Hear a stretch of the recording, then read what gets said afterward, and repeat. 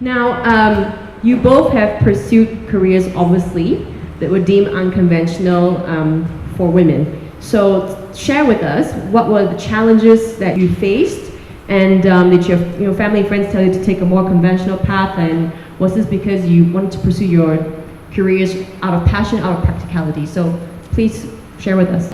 When I was making my film, most of the time I had to fork out money from my own pocket money. And if I continue making more film, so where do I get the money? I mean, we have MDA, IMDA to help us, the government to help us. That's one privilege that we have. But then, you still need to survive on your own. So what I do is making your passion into something that is sustainable. Yeah, sustainable. So I make it into my job as well. I direct commercial, and that's my bread and butter. A lot of times Singaporeans are very much into the financial sector and things like that. So when it comes to like creative, being an artist, a lot of times your parents, I think, would be like, why do you want to do that? At the end of the day, everyone has a journey to go to, and mine was a bit unusual because I put myself through school, graduated from uni, but I decided to be a magician. And at first my mom was like, huh? Why do you want to be a magician? You mean go to twist balloons? Are you going to like... That's a balloon artist, that's not magician. Yeah, but when people think of magicians, they'll think of like kids entertainers, and I'm like, no ma, that's not what I want to do. I want to do stuff like David Copperfield. Exactly. Initially, because I've always loved writing, and that's why I have books, I wanted to be a journalist, and then but then the thing is that opportunities came along, and then I met people who wanted to have me in the team. And then the next thing I knew, 2 years flew by and I've become Magic Babe Ning. It was just like I hate the name, by the way. When I first started out, people thought that I should just be just a dancer assistant. But like, no, I want to do fire eating, and so I learned how to eat fire. I said, no, I want to learn how to escape from a straitjacket, and that's what I did. So I escaped from 2 straitjackets, hanging upside down, from a length of rope on fire on a construction crane. I've always been true to myself in terms of going for projects that I'm very passionate about. So as a typical Libra, I juggle stuff like my writing, my acting on MediaCorp, as well as my performance stuff. And I can't imagine doing a 9 to 6 job. I was just going to ask, how has it been for the both of you dealing with, being in your industries? Do you have had experiences where the men come up and say, why are you doing this? It's not for you, or make snide comments saying that you're not capable because you're a woman, you're too emotional, or something like that? Share with us, how has that been for you both in your industries? Initially, it was a hobby, so it was okay. But then once you decide to go professional, they look at you with different eyes because they're like, hey, girl, you're standing on my turf, yo. And they don't know how to deal with it because if it's just peers, I think for them it's like, I just get bigger props, bigger illusions, more expensive things, newer things. But when you have a competitor with 2 X chromosomes and not afraid to use it, how do you handle that? But there will be naysayers, but then there will also be supportive people. And I've been very fortunate because a lot of the gentlemen in the industry who have been very supportive are also the ones that are, they're veterans, they've been around, and they gave me very good advice. And so one very good advice that I want to share today is just ignore the haters. Well, at the time, most of the guys wanted to take up the major role, which is directing. And because I don't have any film background, and because I'm a girl, they will always throw me with a female role, which is makeup or wardrobe styling.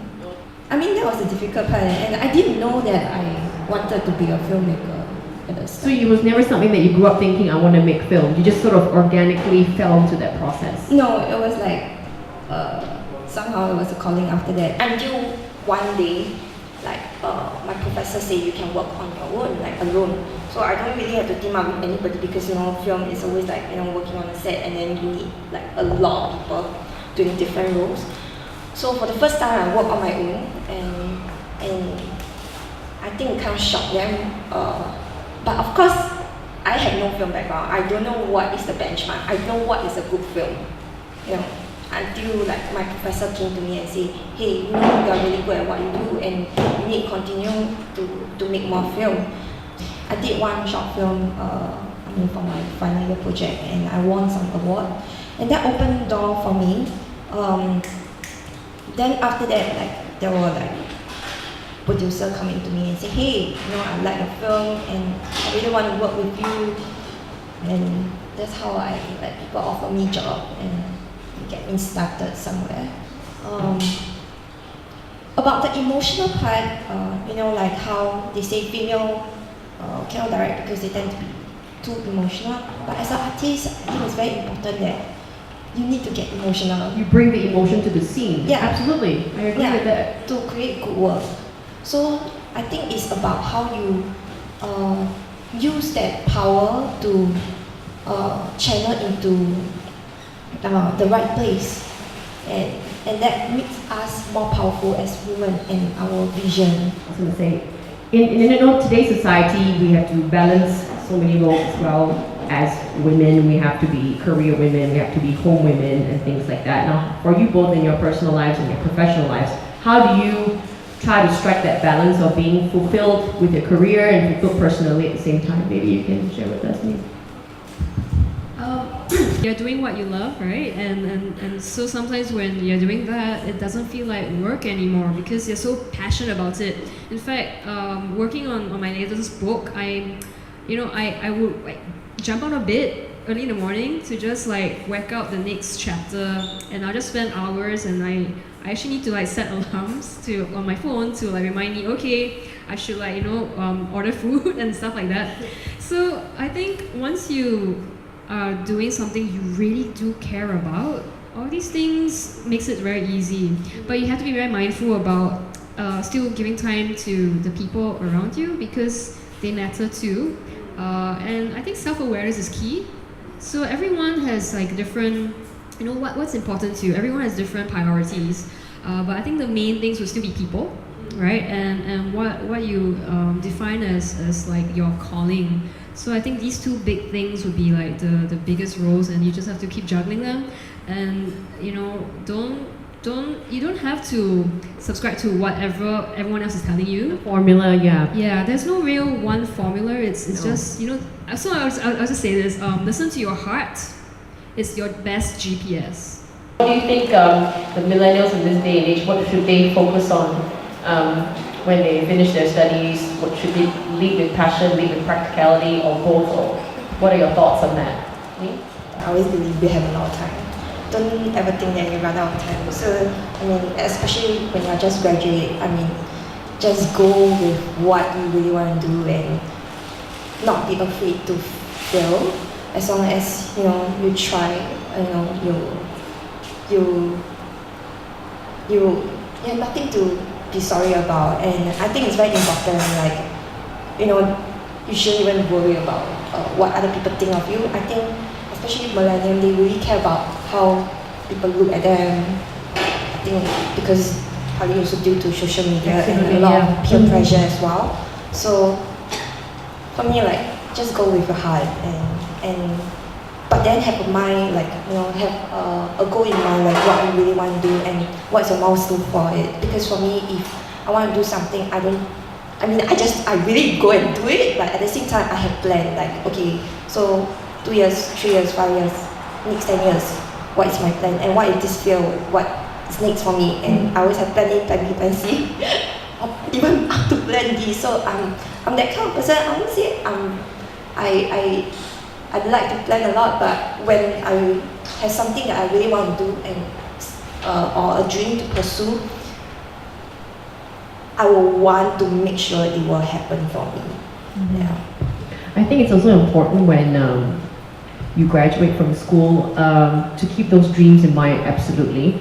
And I think it's also good to pay your dues, that you should work hard for a few years in a certain role and pick up certain skill sets and knowledge that could benefit you later on down the road, because the dreams don't come straight away. They really don't. They come maybe for some people 5 years later or 10 years later.